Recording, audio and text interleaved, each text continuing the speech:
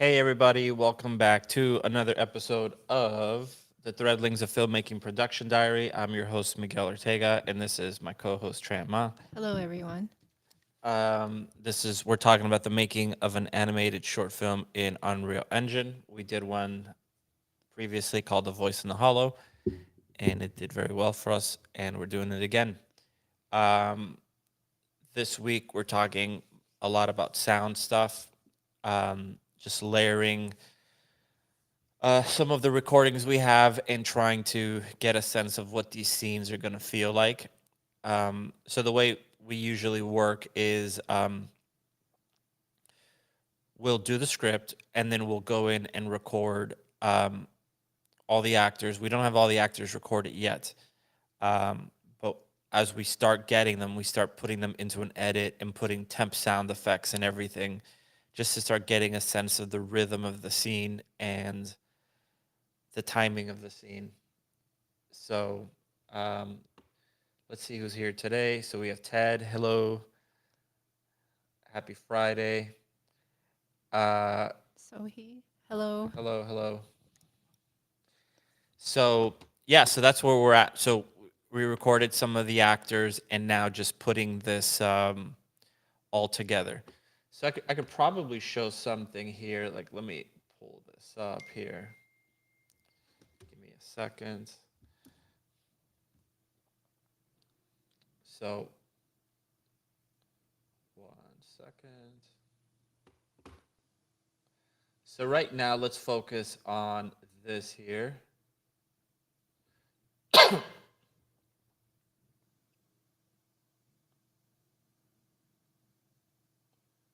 second.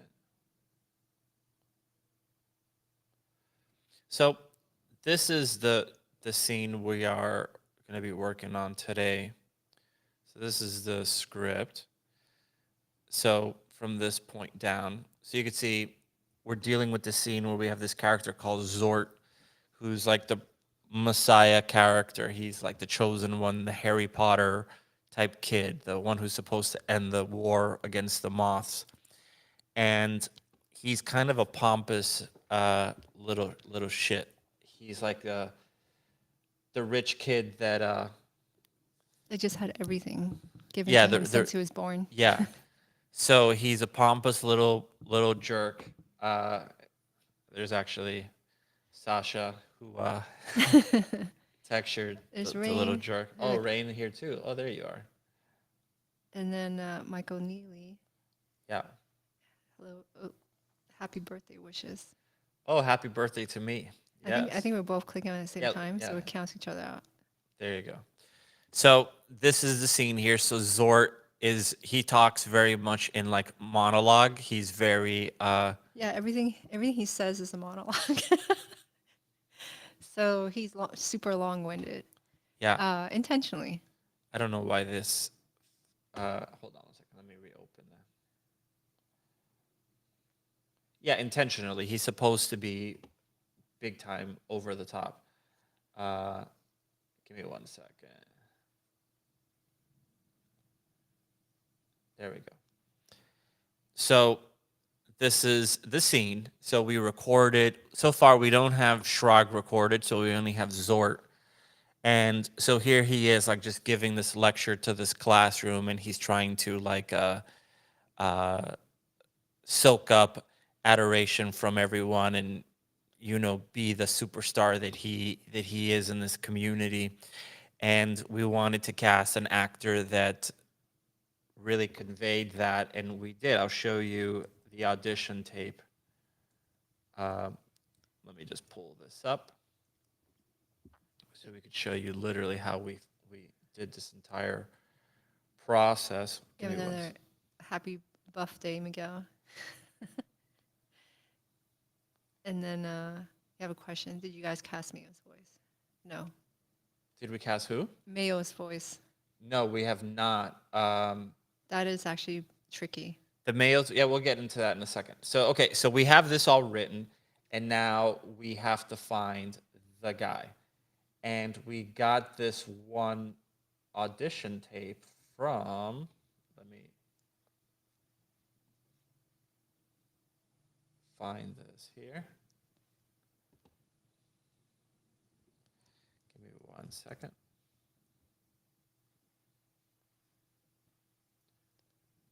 So you guys can see our writing.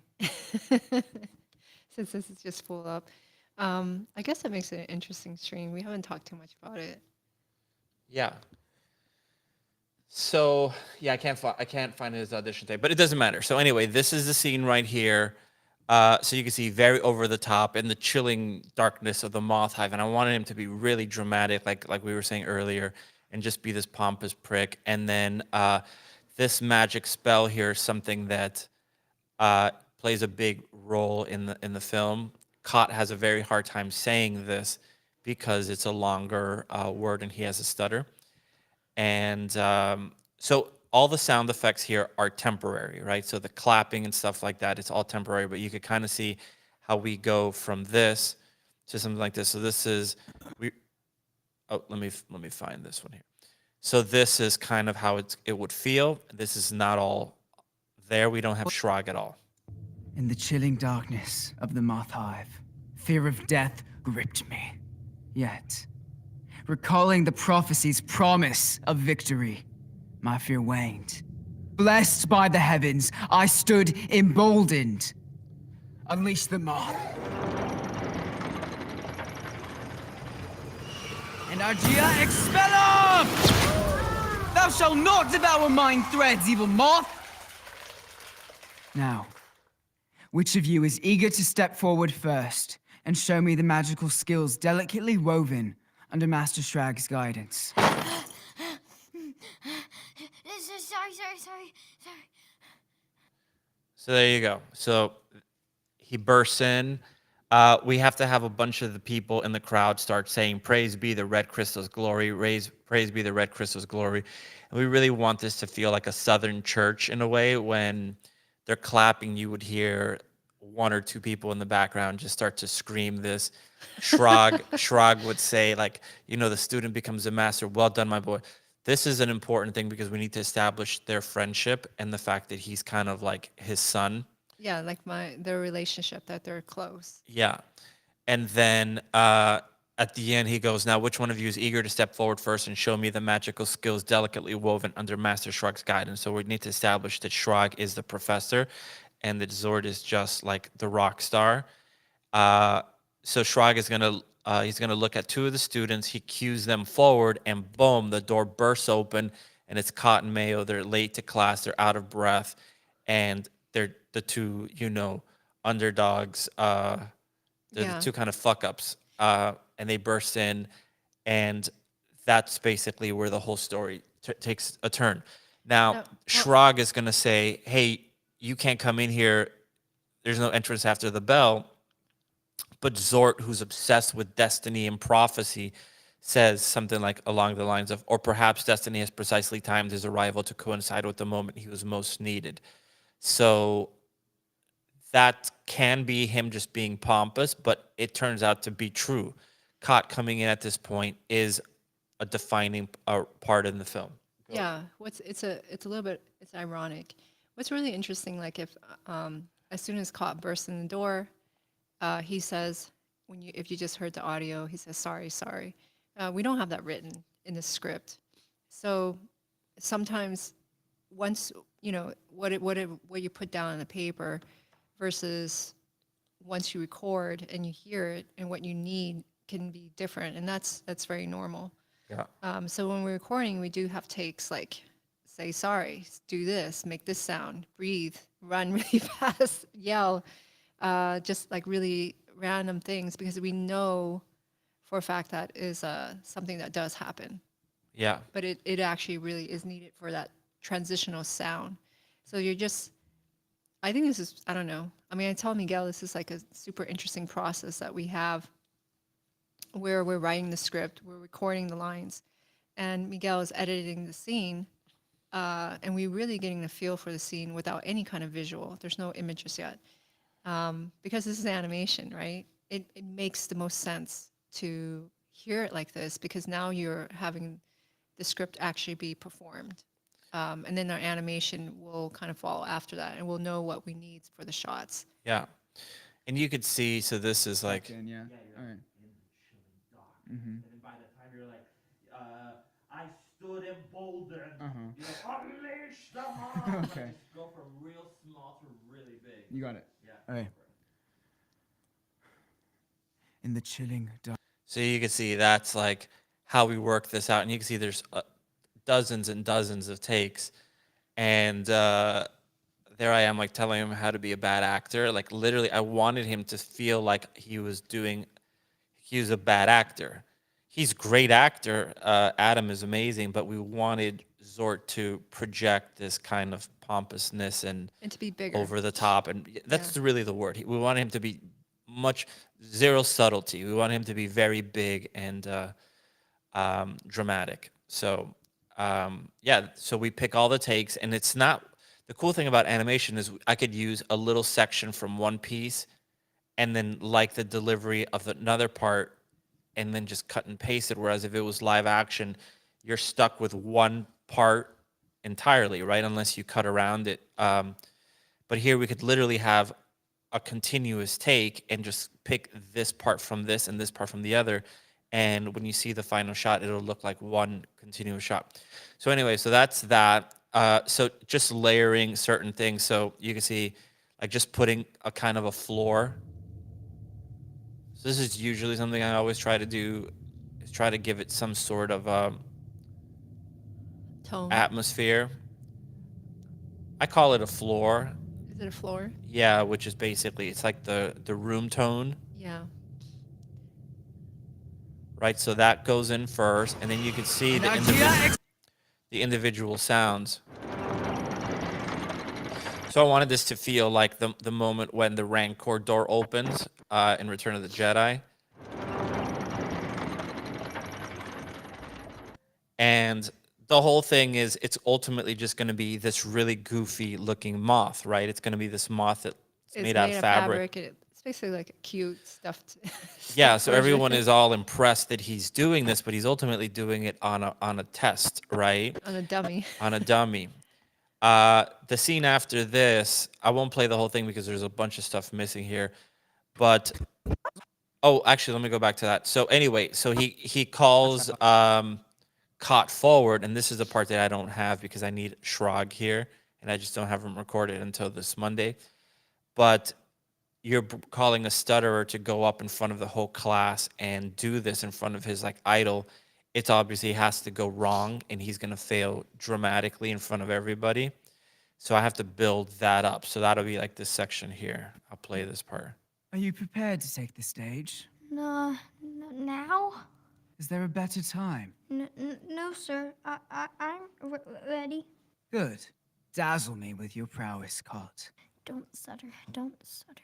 Don't. So he's gonna go up there and he's gonna completely make an ass out of himself, and then he's gonna end up in the berry field, which I'll skip through it. But this is like the part that I've been working on, which is when Cot and Mayo are sitting around, moping about how much they suck, and then essentially they hear screams in the distance. Who needs magic? We have. Let me just go a little backwards. Right? Besides, who needs magic? We have Zord. Zord?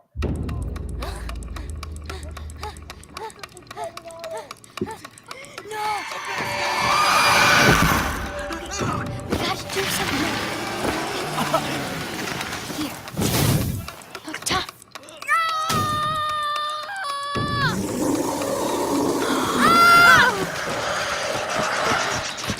We need to get to Master Shrag. So this is where they would witness Zort getting murdered by a moth outside. So this is in a completely different scene. So this is their Messiah figure, and they're like, holy crap. So Zort goes outside of the cedar circle, which is like this protected It's like a barrier. it's like a barrier that moths can't cross. And the reason why it's called the cedar circle is because moths hate the smell of cedar. So they would not cross this. But Zort is so pompous and arrogant that he goes past it thinking he's a rock star, and he ends up getting killed. Or so you think. Well, So he ends up getting taken away. he ends up So- getting stabbed and injected with the super phallic looking stinger that he has. And then he gets snatched away by the moth because they see that Cotton Mayo are running at them. And you could see the main thing I wanted to get here was that Cot and Mayo are not cool. So as they're running towards this moth, Look tough. his voice is cracking. He's saying, "Look tough." They are not going to look tough at all. And this moth just basically takes off with kidnaps Zord. Zord. Yeah. So basically attacks Zord, takes off with them. It's also this scene does happen right after the previous one where you saw the rinky dink moth. So you're seeing the real thing. You're for seeing the first- real moth, yeah. And the first we're skipping past all the dialogue where they're talking about some other stuff. yeah, how they suck and whatever. So so yeah, hey everybody. So let me just see. Happy birthday. Thank you guys. We went to Disney, which was amazing. Did you guys cast Mayo's voice? We have not. So we thought we had, and we did not. This is turning out to be one of the hardest roles for us to cast, primarily because Mayo only speaks in 2-word sentences. And I think every time people read the script, they're just going, "Oh, he's reading 2 words," and they just say the words without any thought because they go, "Oh, it's just 2 words." Because it's 2 words, it's one of the hardest roles because it has to have all the emotion in there, and just Yeah. people are completely missing the mark on it. We're just not getting the emotion. It just sounds like, and there's also he's a kid, so that's the thing. Like there's we're looking for the right tone where he sounds young, sounds cute. So that's could be very difficult. Yeah. So okay, so Zort here is getting just. So I want this to feel like he's just getting. I mean, I don't even want to say the word, but that he's just getting completely Annihilated. mistreated by this moth. Let's just say, Abused. yeah. Abused. Okay. So, and this is a sequence that Luma Pictures is doing the animation for, which is pretty kick-ass. So, they're helping us with this section here. We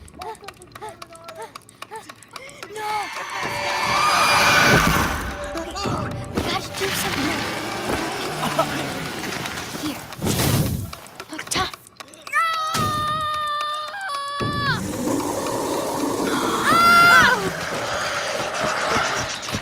We need to get to Master Shrag. So you can see another thing is his stutter gets way worse as he gets more nervous. Yeah. So that's something that we really like gauged that and really worked on it. So I'll show you an example. This is Cot's section right here. And if I solo that, you could see that it's actually 2 completely different takes here. You can see the cut here. So that's 1 take, right? And then I put that next to another one, We need to get to Master. right? So I really wanted that to be longer. So the real take is just this. We need to get to Master Shrag. But when I put that next to the other one, it looks much more excessive, which is what I wanted. We need to get to Master Shrag. Now, that seems like, oh, that's just so simple. You put one next to the other, but it's not just that. The way the words are delivered have to connect, or else it'll totally feel like it's going from this and, hello, everybody, how's it going? Hello, everybody, how's it going? It's going to feel disconnected. So we're trying to maintain that level of Yeah, there's definitely like, rhythm. and when you're recording this, like trying to pay attention to how the energy sounds, and then does that energy sound connected to the next lines they're going to deliver, especially because as you can see like on the screen when we're recording, the actors will say the same line like 10 times, right? And then the next line will come up 10 times. So we don't record where you're reading through the entire script in 1 take. Yeah. It's recorded in this way, and then you do when you're editing, when Miguel's editing these sounds, these dialogue clips together, they have to like sound seamless. Yeah. So you can hear this here. So this is me saying, give me a series of pain sounds.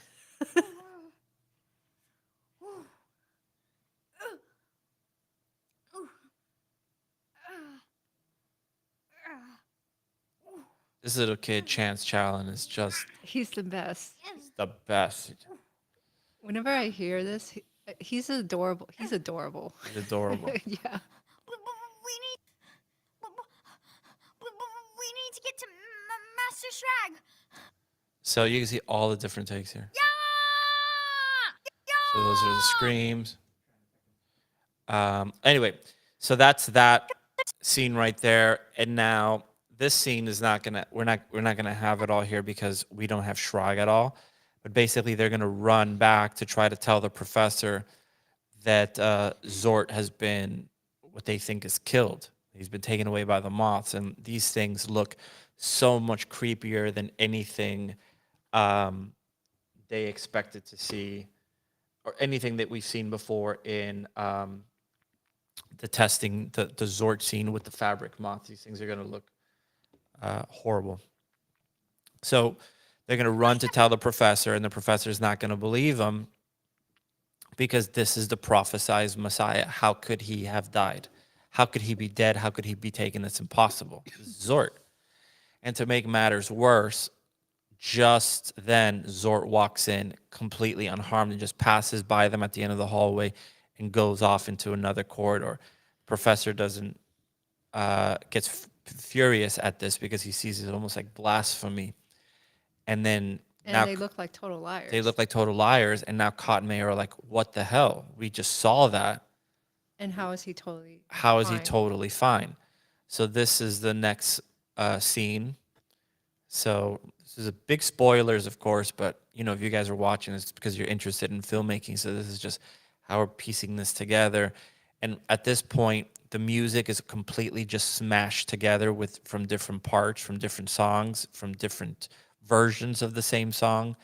They're roughly assembled, and it's just to get a sense of the tone. Is it working? Is it not working? So here it is. So this is Cotton Mayo after they run back to tell the professor that Zort has been taken / killed. The professor slams the door on them, and now Cotton Mayo are left alone. They walk to the end of the corridor where they saw Zort go into, and now they're seeing him stumbling around. Think werewolf movie, Lon Chaney in Pain, or American Werewolf in London. He's stumbling around in the corridor. It's nighttime now, so there's no one in the hallway at this point. And the place looks very different. And the place looks very different. Yeah, so this is how it would go. What's he doing? Zort, are you all right? Zort?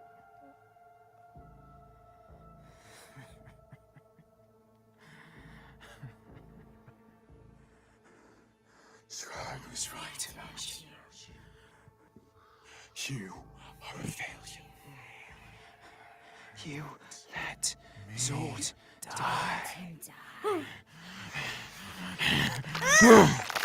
The moths are no threat.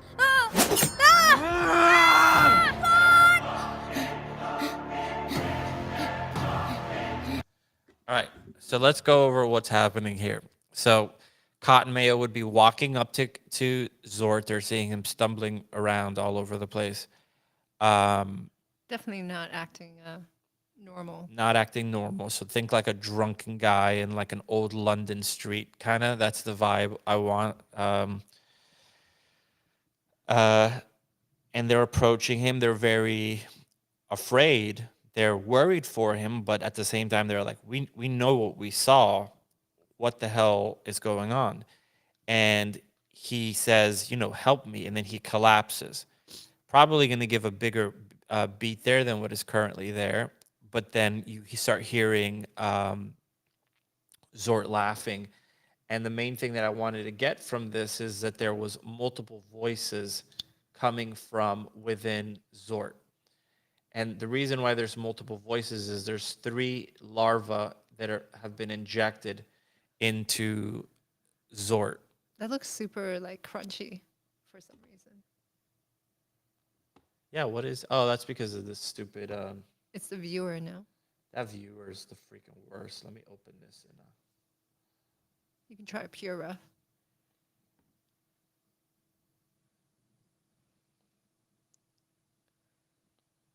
yeah, let me just open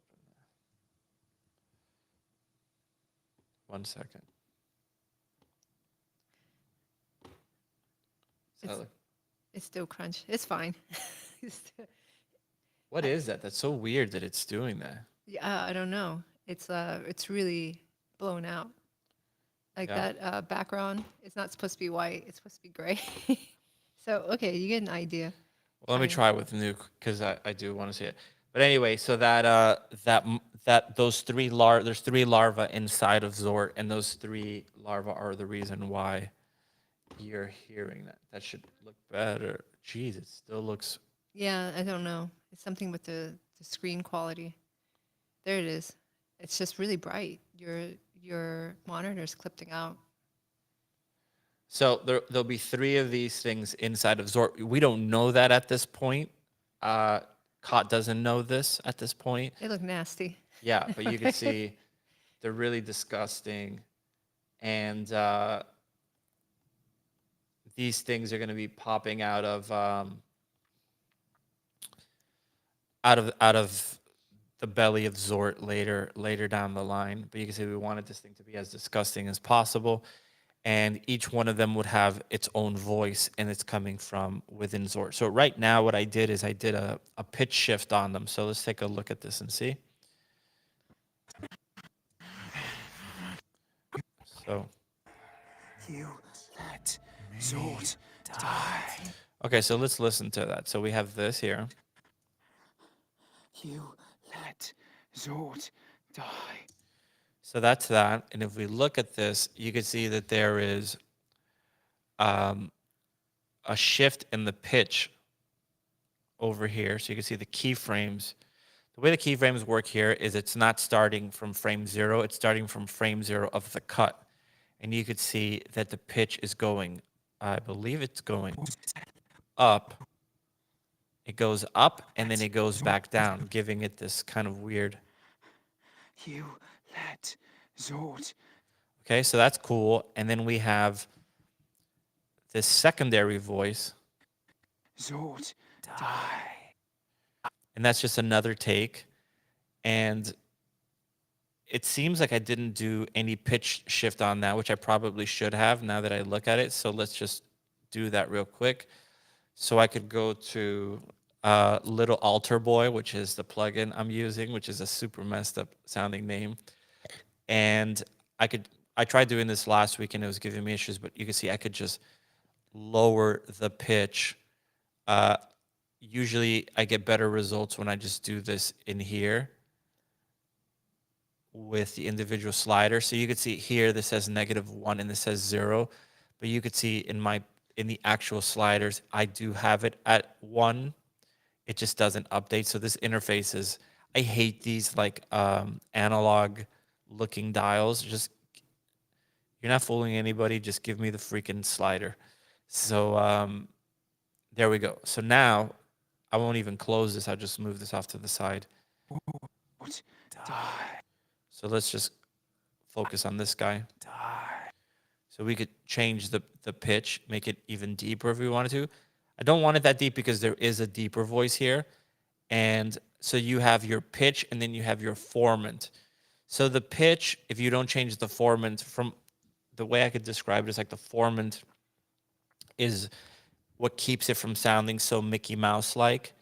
It maintains the volume, not the volume, I mean, it is technically the volume, but I don't mean volume in terms of the how it projects the sound, but I mean the thickness of it. It gives it like character without it turning into like a Munchkin voice or like Darth Vader voice or an angry gerbil. So you need to adjust both. Die. So you can see how that changes. Die. This is the original. Die. Okay. So that's kind of cool. What if we went in the opposite direction and we went to 1 point, like 2.2, 2.2? Die. Die. That's cool. And something that I like to do sometimes is I'll just grab this and I'll go to the speed and I'll just slow it down to like 90 and I'll maintain the audio pitch so it stretches the word out a little bit more. Okay, and let's put that in with the other one. Let's see what that sounds like. Zord. Okay, and now let's put a third voice in there. Now, I needed to offset it so they don't all say it at the same time, or else it's just going to be a big mess. Zord. And the thing is, each one of them says it differently. So one says, "You let me die, you let him die, you let Zord die." So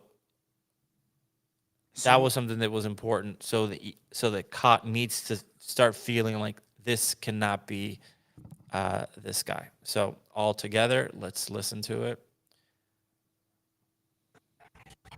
Let's go from the beginning.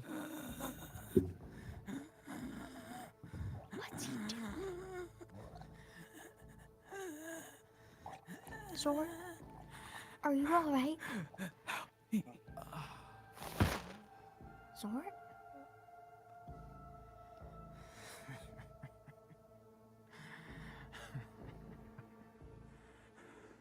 Shrag was right about you. You are a failure. You let Zord die. The moths are no threat. All right, so let's talk about what happens next. So you hear this crunching sound. So Zord is on the ground with his back turned to Cotton Mayo. Mayo is he's totally on the spectrum. He doesn't say much, but he's super wise and he has this sensing ability. He has one like glove that's like a punk rock glove that he uses he extends it out and he senses things. So while Kot is in the front, a little concerned for Zord, Mayo's in the back already pulling out his sword. He knows that that something is wrong. And Zord starts laughing and saying all this stuff with his back turned towards Cotton Mayo, and then his head will do a complete turn, very much an exorcist homage, right? And then he says something like, "The moths are no threat," which will tie in later. Mayo instantly throws the sword, right? And Zord snatches the sword with his hand really quickly, very animalistic, and then they take off, right? So that's what you're hearing, that sound there of the swoosh. Zord.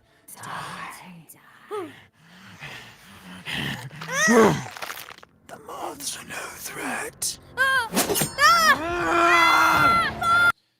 And then the music is kicking in. So this music, like all our music, is done by Dan Dabrowski, who is a friend of mine since I was like 15 years old. He does all our music, and I like this. It's very religious sounding, which we kind of wanted to go more synthy, and that's something we're still trying to figure out. But I do like that. But this is all temporary. You can see at this point, this is the music track here. I think this is it right here.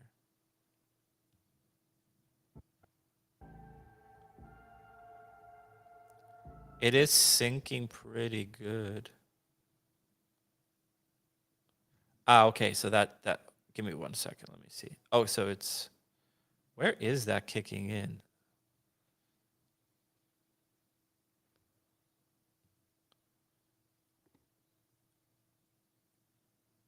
Hold on, I feel like I'm missing a layer here.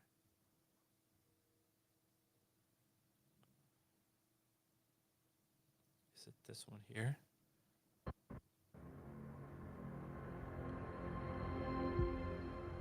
No, that's just the build up, but that's not the music. Can you name your layers? No, you can't name them. It doesn't seem like you can. It's this right here. It's not hard. It's just, okay, so here it is. So you could see, it's really low. Okay, so it's literally two songs combined. So I have this part here, and then you can see that one drops off and then the other one picks up.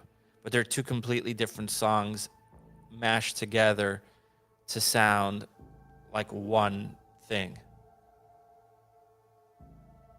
So you can see one is about to go up and the other one is about to sink.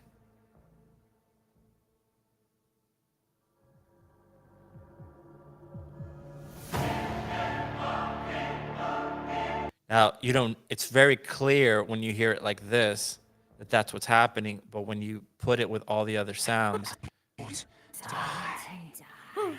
I'm hiding all of that. I'm hiding the transition under all the other sounds that are going on so you don't even notice it. The moths are no threat. So there you go. And then let's look at some of the sound effects here so I could scale this up. So let's take a look at some of these here. So those are the voices. Me.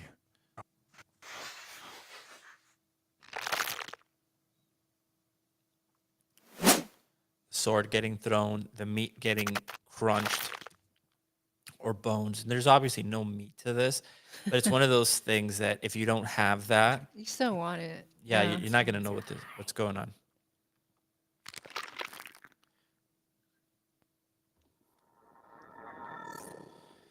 So these are like swooshes and risers. So I use these all the time, and I'll show you what these basically are. So you can see as this is starting to build up in tension, I'll put in this riser.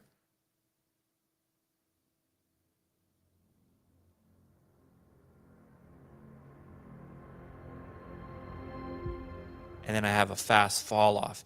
So that's not actually, the original sound does not rise up that dramatically. I mean, it does, but I'm doing it even more. You can see that I'm drawing these volume curves here.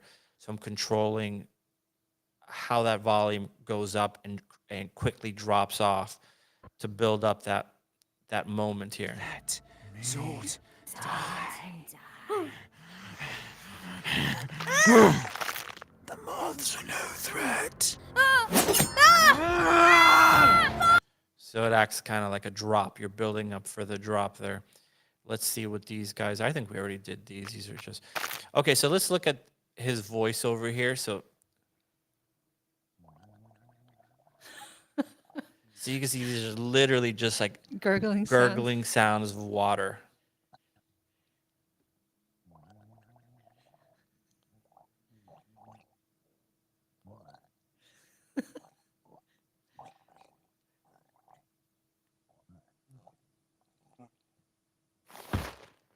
That's when he falls. But when we combine that with, I mean, it really does just sound like gurgling. Is that actually Adam doing it? yeah, that's Adam. Okay, because we did shoot him gurgling water. But when we layer those two together,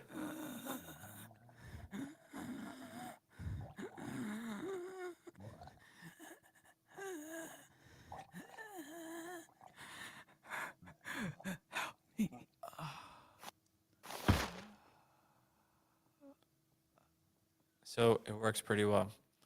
Yeah, so that's that. It does work pretty well.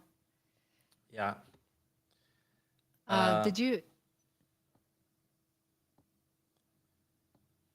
Hey. So okay, so that's that right there. That's all base. What were you gonna say, Trent? Or were you gonna ask? No, it's just like also when you're cutting this stuff together, you are talking to Dan constantly, right? And you are sending these clips back to him so he can also hear the scene and understand like what's needed for the score, the changes Yeah. and adjustments and stuff.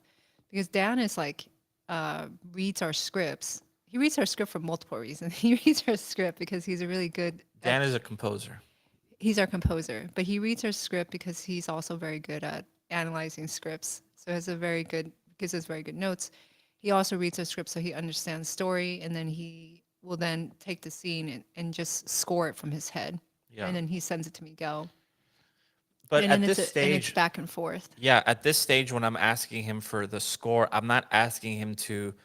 The word that is used is Mickey Mouse it, and Mickey Mouse it means like when you look at like Looney Tunes cartoons and Tom is tiptoeing, then it goes ding ding ding ding ding ding ding ding. That's Mickey Mousing it. I don't want him to. I want him to be as broad and vague as possible. It's almost like give me an atmospheric setup, and then give me a rise, and then give me a drop, and then I'm gonna cut that up. And the only thing that I'm trying to do is when I cut it up, I could show you in this one scene in Zort's bedroom that I'm trying to keep count, like I'm trying to keep like 4/4 measure, so that if I grab this piece of music here, you could see it right over here. That I'm trying to not just cut it anywhere, I'm trying to cut it so that if I extend it, which I'm extending it 3 times here, this section, that it works somehow, that it doesn't feel like it's like jumping or cutting back. And it's not perfect at all, but it doesn't matter. Once I get it to feel right, then I could send that back to Dan. So this is Cotton Mayo are sneaking into Zort's bedroom to try to find some proof. Hurry. We gotta find proof before... map of colony. This is Moth Tongue. I knew it. Oh no. The cedar circle. Shh, be quiet. What do you see, Mayo?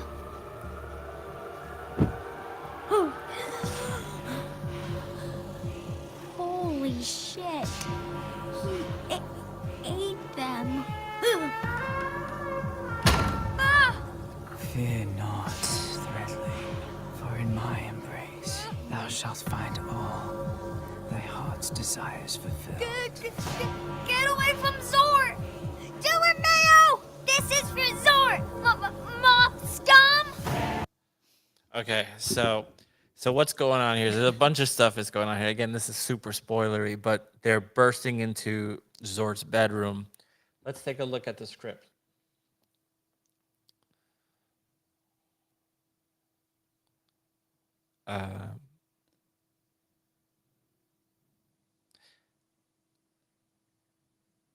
This is actually interesting. We'll come back to this one.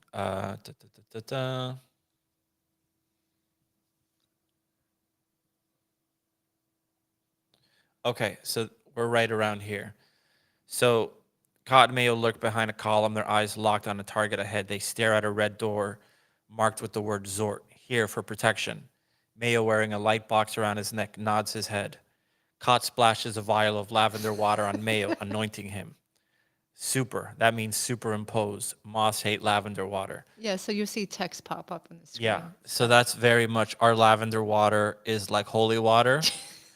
Suddenly the door swings open and Zort emerges, appearing completely normal. He leaves, disappearing down the hall. Go. Mayo falls up to the ceiling, swiftly running across it. So Mayo could run on the ceilings and on the walls. Yeah, and he has a certain way of, we call it falling up. He's on the ground, and he can just literally fall up and land in the ceiling. Yeah. Just as the door is about to close, Mayo vaults from the wall and lands on the ground, catching the door with his foot. Caught from a distance. Perfect. Cot takes a deep breath and makes a run to Mayo. Together, Cot and Mayo quickly slip into Zort's bedroom. So that's where we're at in the section we just played. So Cot swiftly shuts the door and turns to face the room. Opulent, majestic, the space is adorned with red crystals, banners, and trophies, resembling a shrine to Zort's own honor.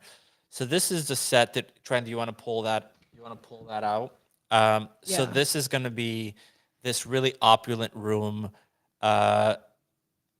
Feels like debauchery almost happens here. There's a big tapestry of Zort on the walls. And right as he's saying this, as he walks in, he goes, "Harvey, we got to find proof before." Cott's words trail off, his attention captured by a hand-drawn map pinned to a wall. Intrigued, he takes a closer look. A map of the colony. Cott studies the map, focusing on the particular symbols scattered across it. This is moth tongue. I knew it, right? Which, of course, is all of this is idiotic, right? Like,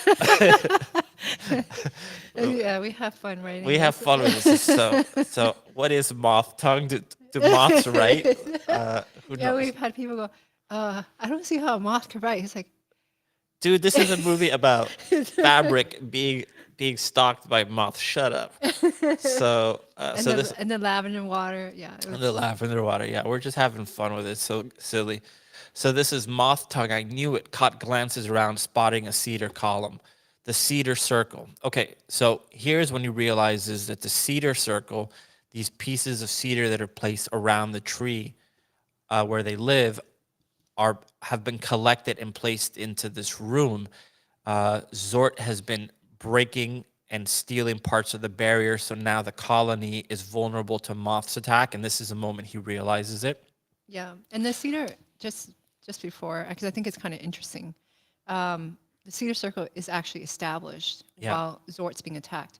So there's no dialogue for that. But what happens is the kids are hanging out, they hear Zort, and you can't see anything because the barrier is kind of like invisible, but they'll run and they'll zap right through the barrier. So they run past the cedar circle monuments, like the columns. And then you do see, oh, so there's some kind of barrier around there. It's a quick, fast way of establishing that, just so it's clear what this is and everyone knows what that is. Yeah. So Sweet Roll, what app do we use? We use Final Draft. Most of the industry uses Final Draft. And So in particular, we use File and Draft because there's collaborative features. So Miguel and I could write on the script exactly at the same time. yeah. So this is an interesting part because you see how it changed even at this stage. So Cott, the cedar circle. Cott turns to find Mayo, finding him over a bed, eyes closed and his hand extended, sensing something. The room is suddenly engulfed by a creepy sense of dread. Do you sense something? Mayo do. Cott takes the initiative, pushing the mattress while Mayo joins in to help. We stay on Cott's nervous face as the mattress is shoved aside. His eyes dart in confusion before freezing into a petrified stare. Under the bed frame, we see 3 dead Threadlings. Their stuffing gutted, their faces frozen in eternal horror. Limbs and body parts lay scattered, half-eaten. Cott staggers backwards, reeling from the gruesome discovery. Mayo's eyes bulge freakishly wide. Oh my weave, he ate them. So we actually put holy shit, he ate them, because it just sounded much funnier to have this little kid cussing. And then suddenly the sound of footsteps approach. So let's just leave it right here. So when we recorded this, we felt that the cedar circle, we felt it read fine, but then when he says send something, it didn't work for me with the audio. So I needed to have a reason to do 2 things. I wanted to show that Mayo was freaked out, and I also needed a reason for Cott to turn around and say, do you sense something, when he's in the middle of witnessing this horrific stuff with the map and the cedar circle, which means the colony is now vulnerable. So why would he look back if he's seeing something so big? So my answer to that was to have Mayo be clumsy and knock down this pot of stuff. Tran, do you have the set open? Yeah, I do. Let me share my screen. So I'll show you. Yeah, Mayo do. So Mayo only talks with 2-word sentences, and the first word is always Mayo. So let's take a look at the location. Why is that not? Okay, there we go. So- Give me 1 second. Let me jump back. Okay, so that's So this is a bedroom. That's Cott coming in. Mayo's not there. And you could see up on the ceiling, there's all these big spinning orreries.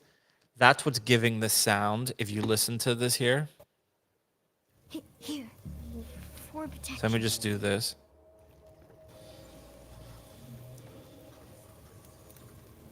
and that's why we have the fire sounds too. Yeah, the fire sounds and then the spinning clocks. That's all that stuff up on the top. Yeah, these are not. They're not moving yet. They're not well. They probably could, but I think they have animation.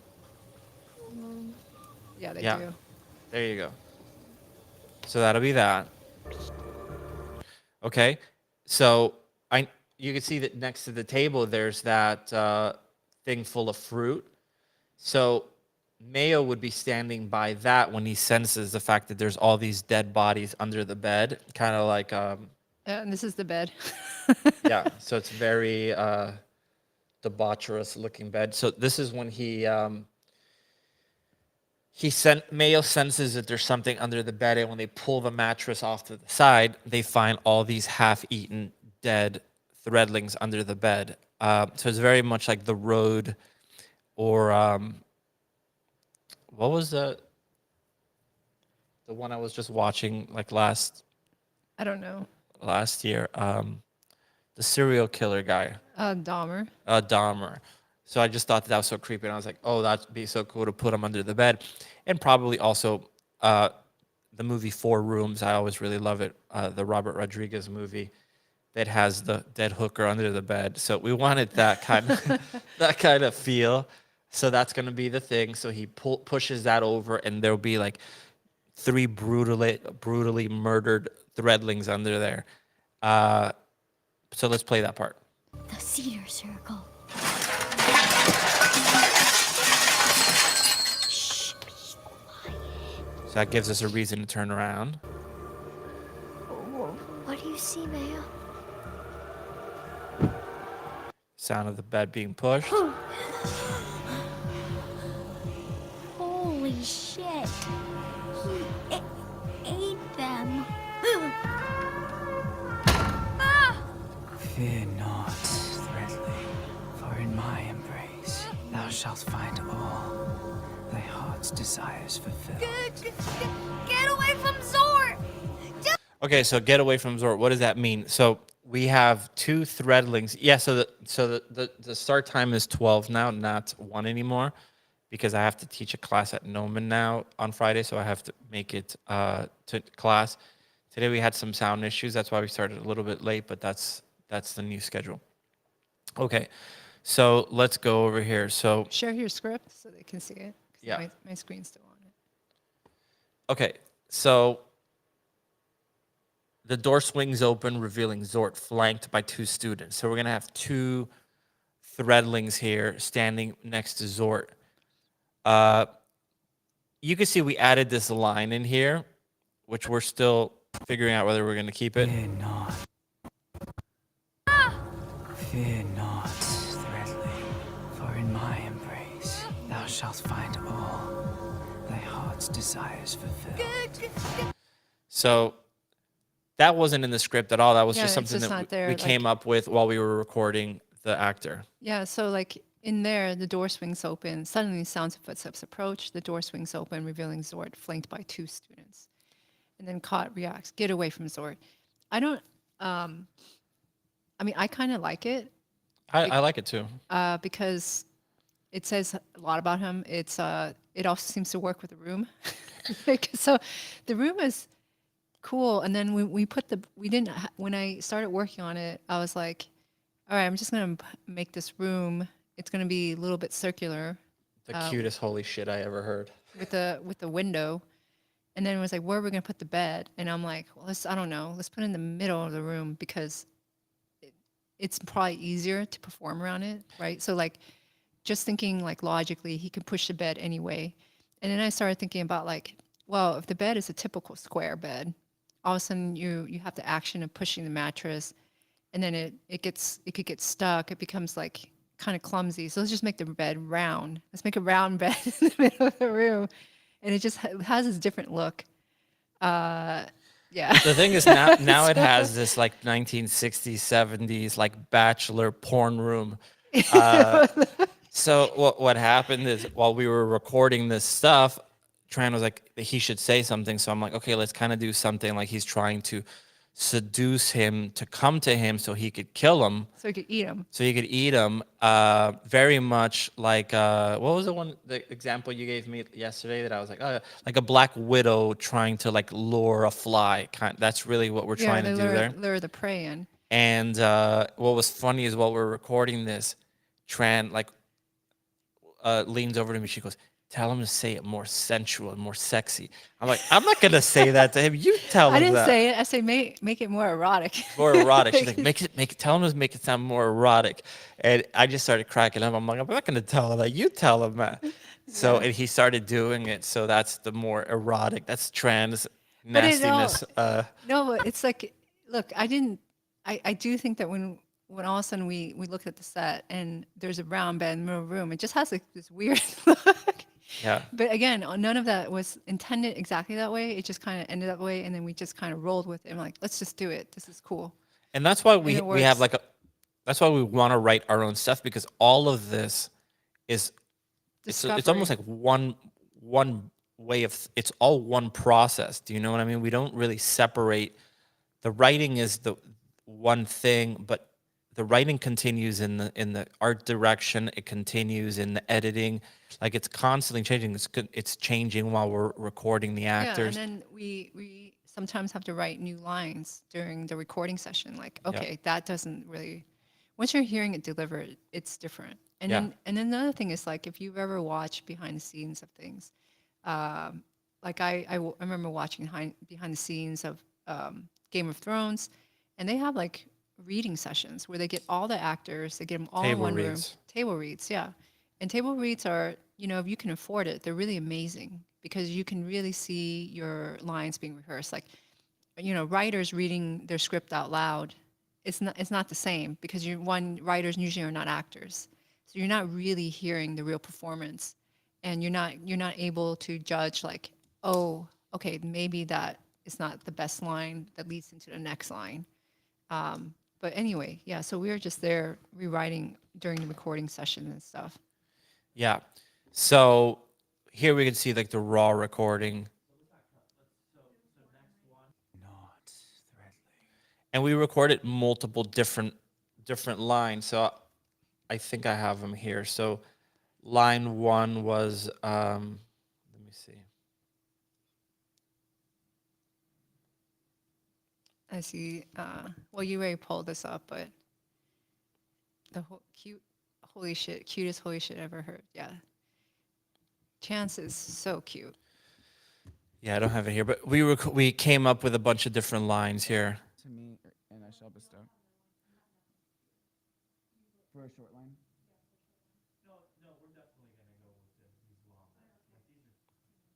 Okay. You can barely hear that. But anyway, so that's that. So when he comes in, he'll be with 2 other Threadlings, and Student A, student B. student A, student B, and they start saying Zord is not a threat. Zord is not a threat. Very much in like a state of hypnotism. So if you've seen Voice in the Hollow, you know that I love me a possession / hypnotism. So it'll be something like that, where they're going to be like under the control of Zord. Very vampire-y. And then Cod is going to say, "Do it, Mayo." And Mayo splashes a vial of lavender water on the students. Hiss. The liquid sizzles on the students' skin, spewing black smoke as their eyes return to life. Shrieking, Zort snaps their necks before lunging at Cod. "This is for Zort, moth scum." So he's saying that to Zort while he's throwing this at Zort, because he now knows that Zort is actually dead. Okay? So Cod chucks a cedar stake at Zort, but it bounces off him, failing to slow him down. Instantly, Mayo grabs Cod's hands, falling up to the ceiling. Zort, in a terrifying display of agility, scurries up the wall like a demonic insect, closing in on them. "Run!" And then Cod and Mayo flee to safety. Yeah, and I don't know how you picture him, Zort crawling up the wall, but it is an opportunity to see him perform like very possessed, like Yeah. very like exorcist, and that's how you want him to kind of be. Yeah. Like very very feeling like he's been demonically possessed in a very religious kind of way. Yeah. So that's that. That's kind of this room. Now they flee to go try to present their proof Well, to the professor. Yeah, they saw the dead bodies. So now, if the professor would only listen to them and go into the room, they would see the dead bodies, the 2 dead Threadlings with the cracked, broken necks. So now they feel like they have enough proof to go back to the professor and get him to look, which is, of course, not going to go as planned. no one is going to believe them. And the other part, we don't have it ready to show yet or to hear, but you can see that. One thing that I wanted to go to is, let's go to this here.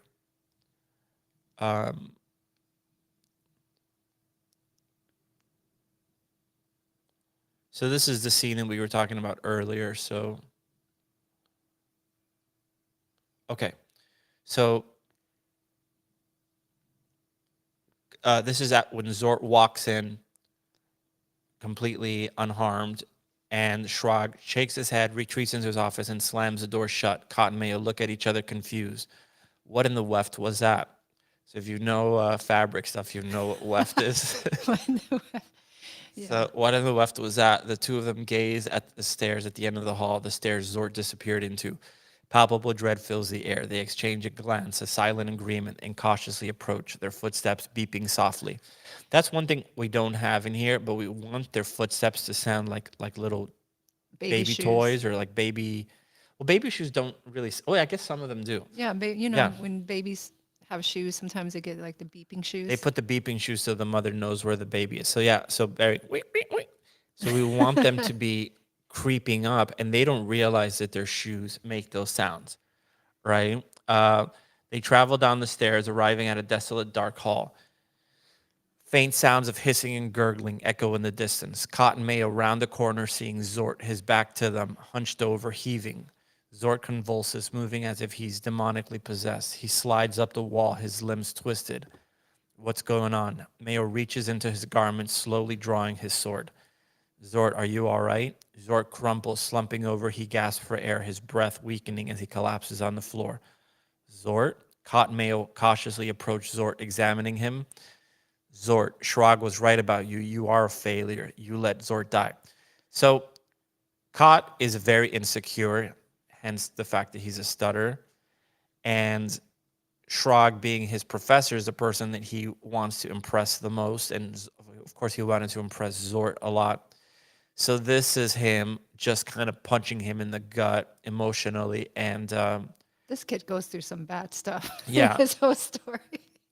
Yeah. Suddenly, Zort begins to cackle, sounding evil and demonic. His head spins, turns around full 180 degrees. Cotton Mayo recoil as Zort leaps up and lunges at them. Instinctively, Mayo throws his sword, sending it flying. The sword slices through the air, twirling end over end towards Zort. Zort's hand lashes out, snatching the sword from the air with unnatural ease. Cotton Mayo stumble as they flee. Zort gives chase, right? So the rest, whatever. So they're going to give chase. The chase is probably going to be much longer than it's written here. Yeah, it's just like one line. Here it's just one line, but Yeah. it'll probably be a longer chase down the hallway. That way we could show all the cool environments or whatever. And then suddenly we hear voices in the distance as a group of Threadlings approach. Those Threadlings will probably be the ones that we see murdered later. Zort's demeanor swiftly reverts to his normal state, allowing him to blend in. The group takes notice of Zort, and we wave as they wave at him. Hey, Zort. The camera tilts up, revealing Cotton Mayo hiding on the ceiling while they watch Zort interacting with the group. Remember, hiding in the ceiling because Mayo falls up to the ceiling, grabs Cotton, they fall up, and he dangles up from above. Zort doesn't know that Mayo can do this, so he never looks up. So that's the scene that we just saw with this over here. So you can see all of that is all there. So I'll just let this play.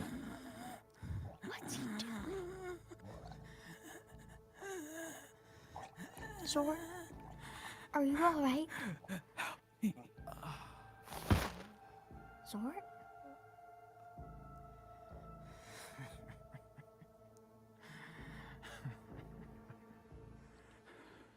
Shrag was right about you. You are a failure. You let Zord die. The moths are no threat. Sword. There you go. So that's how we go from this to that.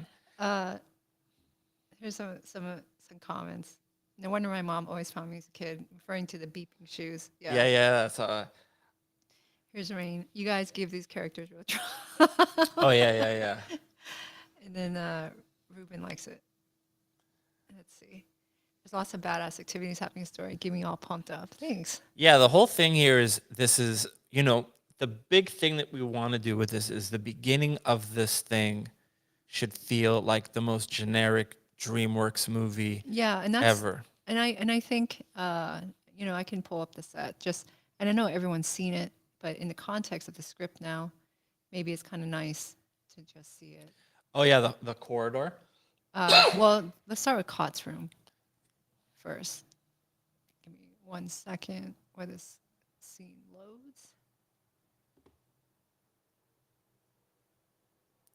But you could see how powerful it is to approach things this way. So we go from the script and go instantly into sound design and getting everything to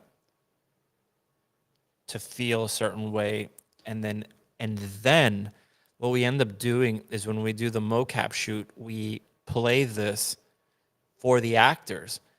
It would have been great to have this all figured out on set and get everything with one go, but we really like this approach because we get a sense of how long we want these actions to take, right? And I already know, look, I actually have this document here. I'll show you. Let me see if I could find it. So you can see Cott here. I think he looks cute. And his body's all messed up. It's actually smushed, like literally. Well, Miguel's doing that. And let's jump into some cameras. Yeah, so while Miguel's doing that, I'll just backtrack on what he was saying. Like the beginning of the story, it's very bright and very warm, right? Like you see the colors. It's super cute. The room is supposed to be super cute. So it's almost like a red herring. Like you feel like this yeah. is going to be like a really cute story. And they are cute. Like we want them to be cute the entire time. That's Mayo's POV. So yeah, so that should make sense now why this is framed upside down, because Mayo walks on the wall on the ceiling. Yeah, and there's a lot of cool stuff I think we can get from. I mean, its point of view mostly will be told through Cott's POV because he's the main character, right? But occasionally we'll get something like this. I think it's fine. Yeah. Yeah, so you get an idea of like how cute that is, and then if I load up, or like just how charming that's supposed to feel. I mean, that's the goal. Let's come back here. And they have like bowls of fruit. Like it makes you want to be, ideally what you're supposed to feel. I'm like in a weird spot. Ideally what you're supposed to feel when you see their scene is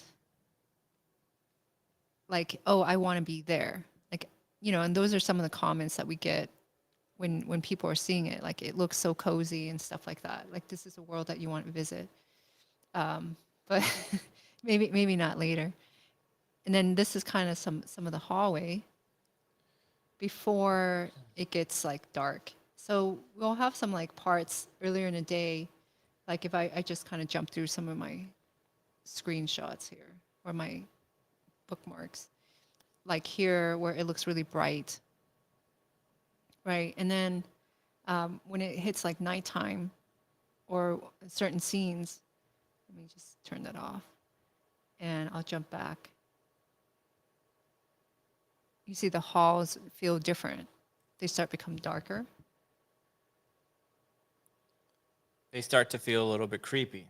Yeah, so like here, I call this the Hall of Halls because it's really creepy. And you can start kind of getting the idea of the mood when Cott, approaches Zort and he's like, I still can't navigate in this program. Zort, are you all right? He's going to be down in space that feels dark like this. So all of a sudden that bright, airy atmosphere changes dramatically. And then this is Zort's room. So when they're breaking in, he's got this special room. And it starts, again, this could be lit to be brighter. Right now it has this like kind of darker, ominous vibes. So we can quickly shift the tone of the feeling of the space. Yeah. So pretty cool. Tran,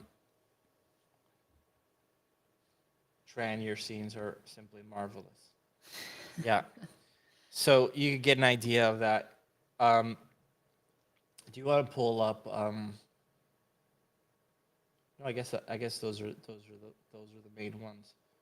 So let me just show this. So you can see at this stage we're already, since we have the script already done, of course, and we're already recording. We're also starting to kind of figure out how long each scene is going to take, so we could kind of get a sense of how long this is going to, how long this is going to be. So I don't know these two. So we want to try to keep this to like 12, 13 minutes, maybe a little bit longer, but that's kind of how we're budgeting this. And that's really what I'm trying to do at this stage, besides getting the sound design and getting the best takes and everything, which are, of course, super important, but already trying to figure out how much time do I actually need to tell that story on that one sequence, and try to keep it as tight as possible. So on some of them, like if you look at Kot's bedroom, I set this here. So you can see you have a working guide here, and I set it to 1 minute, and I try to force myself to get this to fit within that 1 minute mark. That doesn't mean that I can't go over, and you can see I went over 20 seconds, so it's 1 minute, 1 second, basically. But that's the goal. Listen to this, Mayo. In rare instances, larvae dwelling within threadlings may possess the spirit's vessel, a shadow over the mind by dark forces entwined, consuming their essence to leave but a hollow shell. Do you realize what that means? So this is like some tasks, like how to work with some sort of song. Listen to this, Mayo. In rare instances. So he's reading off of a book. He's trying to figure out what the hell is going on with Zort. So Yeah. Larva dwelling with. And you can see that is this right here.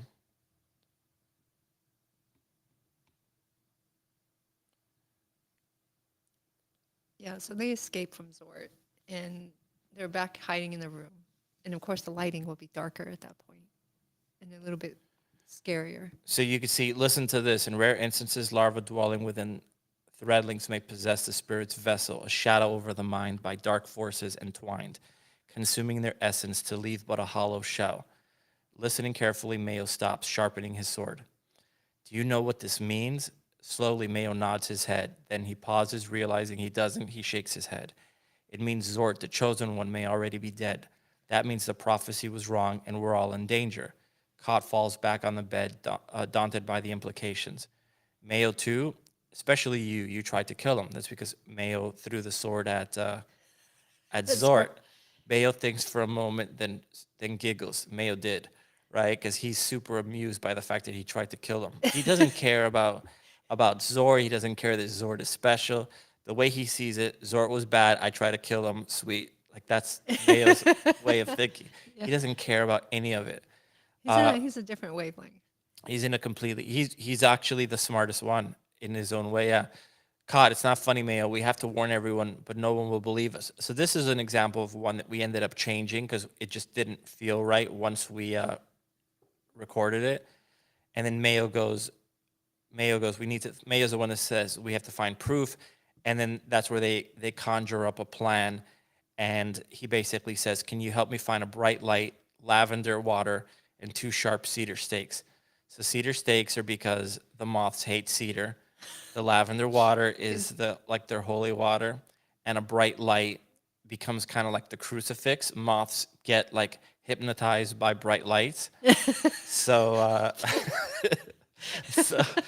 so that becomes their game plan. So they have to find the bright light, the lavender water, and the 2 sharp stakes, and then they're gonna go after Zort, and that's what happens when they go into Zort's bedroom, and everything goes to hell. Okay. Yeah. And we laugh while we were writing this, like, This is so silly. We know this is silly. So We have to have the classic montage. yeah, so this is like our classic montage, and they're going to be wearing red headbands for no reason whatsoever, but because that's what they did in the 80s. So Cott pushes a cart full of lavender flowers down an empty corridor. He glances around, making sure the coast is clear. A miner in the cave, tinkering with a light box. As he looks away, Mayo swoops from the ceiling, stealing the light. In a berry field, Mayo carves cedar branches into stakes. Cott hones his aims, throwing the stakes at the target. So all of this is going to be used in the scene with Zort. So And yeah, and at the this lavender point, water. at this point in the story, if you're watching or whether you're reading the script, you don't quite know what they're used for yet. Yeah, you don't know. You just know that they hatch some kind of plan, and then their plan is to have proof and involving these items. Yeah. So yeah, And since this is like a throwback to 80s movies, we wanted to put that montage in there to really make it feel like the Lost Boys or something when they're preparing to kill yeah, the vampires. and it's very quick. So when they're like getting the bow and arrows and all that stuff. So it's super silly. And then that's it. So then they break into Zort's bedroom, and that's the stuff that we played for you guys earlier. And then from there, everything basically goes to hell. Yeah. I think that's all I got for today. Oh, you want to show the cart? I mean, you have the cart textured now. I got it loaded up. It takes a moment. But yeah, I also got to close Unreal. this definitely can turn into a video game. We were actually talking to a company in Texas about that, but they wanted to buy it outright, including for a game, but we didn't want to sell. We didn't want to sell. We would have given the game rights, but not the full thing. No, not the IP. Yeah. That's like dumb. Yeah. So Yeah. but yeah. So Tran is going to show the progress on this cart, and just so you, by the way, like all the audio stuff moving up on the top here, that's not actually synced. It's just completely nonsense. It's just playing something, so you guys aren't looking at a blank screen, but it's not synced. Consuming their essentially but a hollow shell. You can see like when there's silence, it's still moving, but for presentation, I guess it works. Did you want to show that? Yeah. Oops. Yeah, so this is finally finished. We have Ethan working on one. He's going to finish his. He finished this. He already sent it. The textures too. Yeah. Yeah, he got it done quick. So, yeah, so the base, he's going to be using the same one, and he'll have his version. This one's meant to be really cute. As I mentioned, like last week, they are going to be sitting. Cott's going to sit right here on the seat. I don't know. I just open up a pen.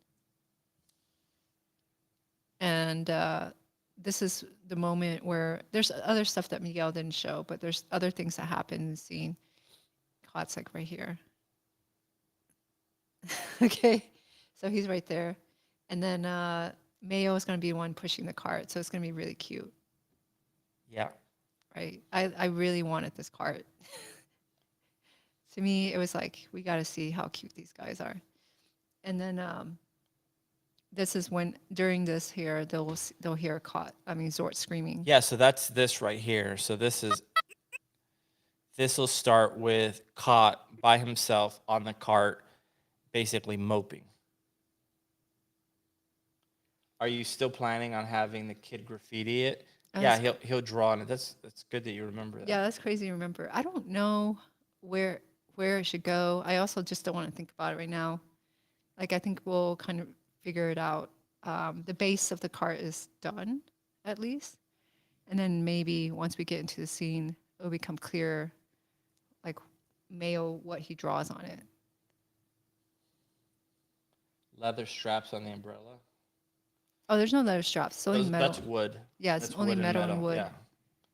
So this will be this moment here. So they're outside in the middle of the field. So this is after everything goes wrong for him in the classroom, and he'll just be sitting on the cart all bummed out. Expel.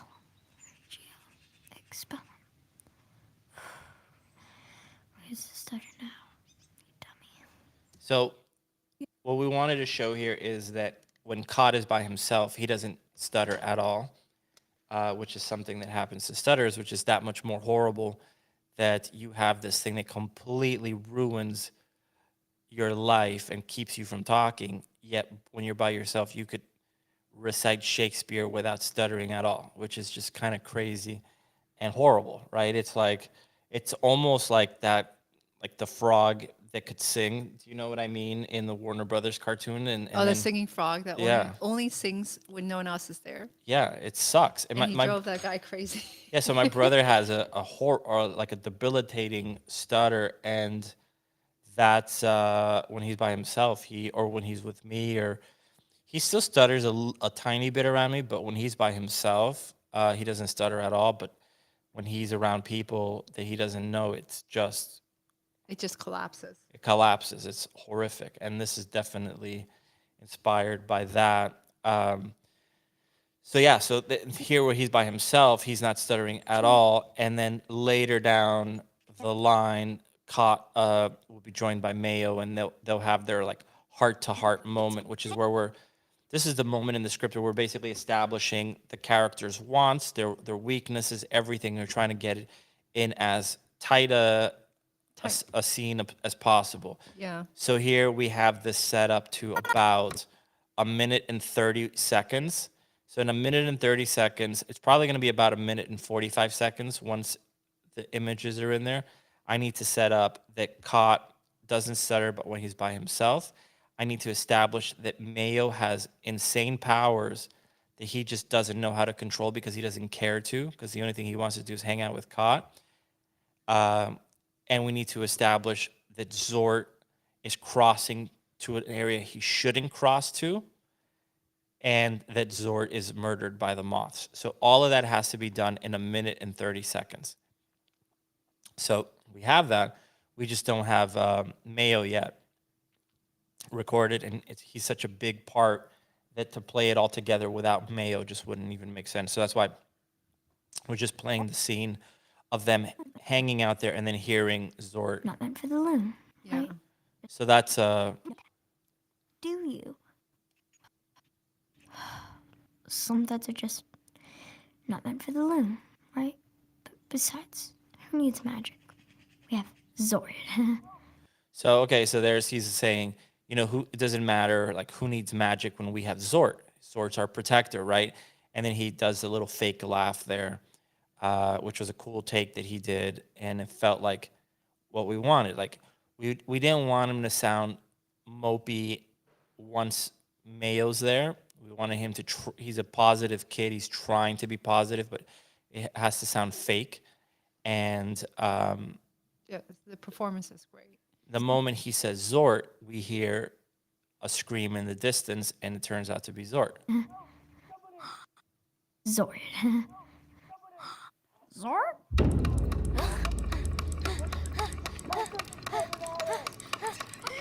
So this, for example, is not even music. This is me just putting like a drum track that I put together to try to get it to send this to the composer and be like, this is what I want this to feel like. So here you can see this is like a bass drum, right? And then I have these sticks. And then layering that with other sound effects, it starts sounding like, oh, that's the score, but it's not the score at all. It's just me putting together what I want the score to actually end up sounding like. And this is how we did a lot of the voice in the hollow stuff, especially the stuff that has I don't know. percussion at the end. You should maybe share your screen fully. Yeah, probably. So you could see, let me just zoom in. So that's like the drum. You can see it's a completely different.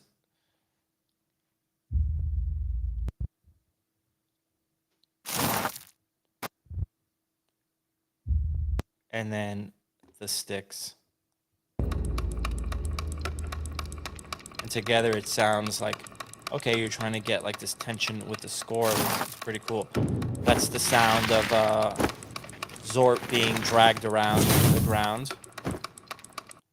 And that's just, obviously that's just like a hand or a sock moving in gravel, but it sounds good. Anyway, Just a quick question here. Is a cart pulled by a person? It's actually pushed. Reminds me of Japanese hand-powered rickshaws. It's not pulled; it's pushed like a shopping cart. So that's the way it's done. yeah. Yeah, it's a really cool cart, and that cart. Tran really wanted like a Miyazaki feel to it. That's the word she kept saying. She's like, I want it to feel like a Miyazaki film. I want it to feel like something from Totoro. So I think that was the prop you wanted to build more than anything in this entire thing. Yes, because So, he's got to sit on it somehow, yeah, and he's got to look cute, and you got to have this character pushing this other one, yeah, and the umbrella on top. I don't know. Hopefully, it's cute. yeah. And the idea is that let me pull this up. The way we would have it. Let me see. And this kind of marks a huge turning point, not obviously in the story after they witness this event, but it also marks a huge turning point in the tone of the story, right? So from this point, from the beginning, he's in this room. It's very cute. You think it's warm, and his problem is that he stutters, and you're like, yeah, that sucks, kid. And he's in this cart, and he's outside. It's so cute, right? Everything is so cute. Yeah, and the idea would be So- that you would get. So I'm doing this with my mouse, so it's gonna look really funky. But the idea is that you would have the little cart there. You would have, caught all bummed out on this little thing, and then you're gonna have this gigantic cactus over here. So it's gonna be really bright and sunny, but you're gonna get one big shadow right over caught, and there'll be sunlight over here. There'll be sunlight over here, but there'll be shadow just where he just is. where caught is. And that'll be like the cactus. Yeah. So these sort of visuals, we don't do concept art for them, but we know exactly what they're supposed to look like. And a lot of it, I mean, there is a lot of concept art, but it usually looks like this. And I'll be like, look, this is what it's got to look like, because we don't have to sell the idea to anyone. We're just selling it to ourselves. And I'm like, look, this is what I want, and like, this totally makes sense to me. I know exactly what that's supposed to be. Yeah, I and it show that makes- to Tran. and it She makes knows sense exactly what that's to- supposed to yeah. do. We don't need to make it any more polished than that. Yeah. So And you think that's his worries. But anyway, shit goes down. yeah, so that's one of the big things there. So Cod is like, oh my God, I bombed in front of the class. Woe is me. Everything is going to hell. That was the best day of his life compared to what is about to happen. Yeah. So So it's the before time, very big contrast to Yeah. how it starts and how it ends. yeah, And he's just a cute little guy. So yeah. yeah. Mayo? And then this is Tran doing Mayo voices. So these are like failed attempts at Mayo's voices. Mayo saw! Oh no, this is someone else. This was so these are some of the castings. I can't play that one because we haven't Mayo too? That's Tran. So trying to figure out what Mayo may sound like. Mayo too?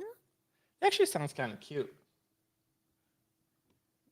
So we don't know what we're gonna do with Mayo, but Yeah, so we're experimenting. I mean, I guess to say openly, like we thought like, okay, look, this kid says Mayo too, Mayo did, Mayo saw, right? Those are literally his lines, Mayo proof.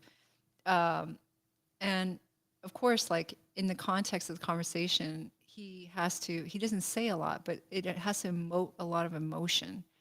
And he, Caught is a kid, right? Like we have a kid that's actually 10 years old, voice acting it, and it sounds very genuine and authentic, and we think he's amazing. Now, like having it feels like when you have so little lines and you're trying to find another kid deliver these lines, that it's not, they just sound read, they're not connected. And then when you have an adult do it, they can perform it, but they don't have the right tone. They don't have the right tone, yeah. They don't sound like a child. And it's little things like this one here, I would play it for you, but I don't want to be disrespectful to the actor if we don't cast them. Yeah, and then they But the way like they laugh, so we were auditioning a lot of actresses to play because we're like, okay, they would have the intellect to see past, oh, it's just two words, and understand what we're trying to do. And in that regard, they totally were great. But then it's the little things like, okay, now you have to giggle, you have to laugh. When you hear it, you're like, that is not that sounds like a little boy. that sounds like a woman. It almost sounds like it sounds almost flirtatious. And it's not, I'm not saying that it is, but it is for male. Right? Yeah. It doesn't sound right. When you So hear a little kid laugh, it's magical. There's nothing more adorable than a little kid's laughter. It's Yeah. the most beautiful sound in the world. So it's you just can't mimic it as an adult. you just can't, yeah. But getting a really good kid actor, there's a reason why, you know, kids are not cast to play kids in animated films, besides the fact that they grow out of it. It's just really freaking hard. Yeah. And So, yeah. so we'll see. Yeah. But anyway, that's it for today. That's all we got. So this coming week, our goal is to get Shrog recorded, who's one of the big characters in the film.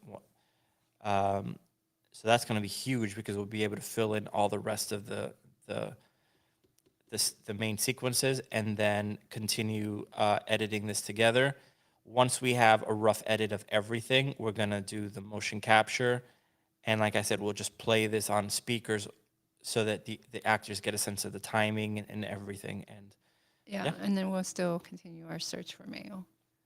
our search for male will continue this week. So we are doing some auditions. We realize that we have to do like in-person auditions because maybe the kids that we're auditioning can do it, but they're just interpreting the character so wrong that maybe if they audition in person, we can try to get a better performance. So Yeah. anyway, that's it, guys. Let me see any other questions. Okay, so this is a good question. How do you make sure your sounds, like the dragging sounds, fit the tone of your film? Like so you don't inadvertently end up with Mortal Kombat sounds. You know what? Those sounds could be used in Mortal Kombat. Certain sounds are just universal, so you don't have to worry about that. I think the bigger thing is setting the overall tone of the moment, and that's why I always start. It's almost like painting in a way. You start with the dark values, like the low values, and then you build up, and that's kind of what you're doing here as well. So the first thing you're doing is just building up, like the floor, like what we were saying earlier. These kind of things, right? You're starting at the bottom or with the breathing. Let me see, which one was the one that I was.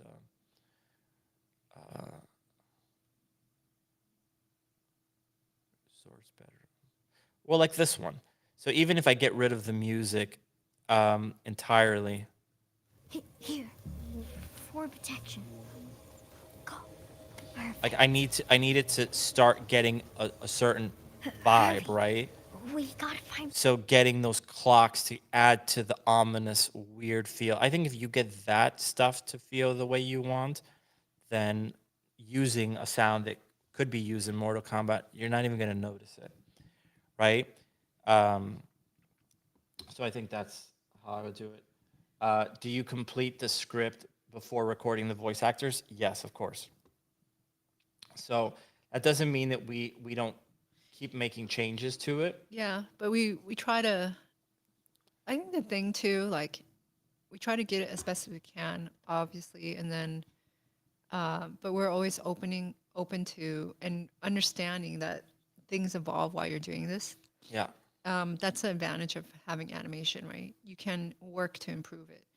Yeah. It always feels like, depending who you talk to, they're like, it has to be locked down, and it makes sense for everything to be locked down. But when you look at like how Pixar works, or even how Spider-Man Into the Spider-Verse, they don't. And I think they keep shaping the story to get as best as they can. and that's why their stuff is so good. Yeah. Right. But you could see, I mean, these scripts that we've been showing today, like that's exactly or 95% word for word, beat for beat, And yeah. what is in the stuff that I've been playing for you guys. And then we'll, on the day of the recording, we do have the script printed out, and then we write notes to it. Next to it, Miguel will have like alternate lines that he will want, and then I usually track the lines and try to track the takes and all that stuff. So, I mean, it's in there. Like, what if it's not in the script, but it's written on the side for us? Like, what if here are some alternate lines? Let's do this. And so it's like a list of things that are not in the script that we think we would need, Yeah. or might have just as a alternate possibility. Yeah. Yeah, we always write alternates. And what we usually do is we go through the entire script, and then we set up an extra day and we just do, okay, so this is the way we did like we do the first day recording, we record the entire script. If the script was longer, you would do a second day or whatever. Then you edit everything together quickly that night, like really fast. You don't even have to find the perfect take, but instantly you realize, oh crap, I needed a beat here. He doesn't stutter enough in this section. You know, after 8 hours of recording a kid, you'll stop. You won't have such a sharp ear for the stutters. You're just like, oh my god, let's get this thing over with. And then when you go and you listen to it, you're like, crap, he doesn't stutter enough here. He doesn't stutter enough there. He stutters too much here. We need a but before he says the next word, so it feels natural. So then we set up an extra day just to fix all of that, and then to do all the alternate takes for all the dialogue. Yeah. So So yeah. So, but yeah, everything is written in final draft, and that's probably, it says like draft final A01. I'm not even exaggerating. That's it took version 200 of the script. Yeah, it took us a long time. You know, there's a lot that we're trying to do in the story. You know, just setting up this character, who is caught, who is Mayo, what's their relationship, what is this world, what is the lore of the Moss, who is Zort and who is Shrug, and what's all the relationships and dynamics, right? And then of course you have like the big plot points like setup, catalyst, how does all resolve, and on top of that, we're trying to keep this very tight, meaning like if you can write the same story and you can get it done more quickly if you just don't care about page count or time. Like you just go, oh, this will be 40 pages, and you can establish that in 40. But we can't do that because we actually have to execute all this. So a lot of this is like factoring in time and efficiency, right? How do we do this most efficient and easiest to understand and not overwhelm the viewer? So that's where it gets really difficult. Just making it natural, making it easy, making it simple is Yeah. very, very difficult. Yeah. But anyway, that's it. I hope you guys got something out of that, because you know you don't usually see this kind of stuff and behind the scenes stuff. Not when it's connected to CG. Yeah, not when Yeah. it's connected to CG, definitely. So So that's how we work: script, sound edit, sound design, um, and then we move on to mocap. So, yeah, so anyway, thank you guys. Thank you to Gnomon, to Dell Computers, and NVIDIA for their support. And yeah, thank you guys for tuning in. We hope you guys get something from this, even though it's not directly CG related. I mean, it is, but it's not. we'll see you guys next week. See you guys. Let me get the hell out of here. How do I get out of here? All right. Bye bye. Bye.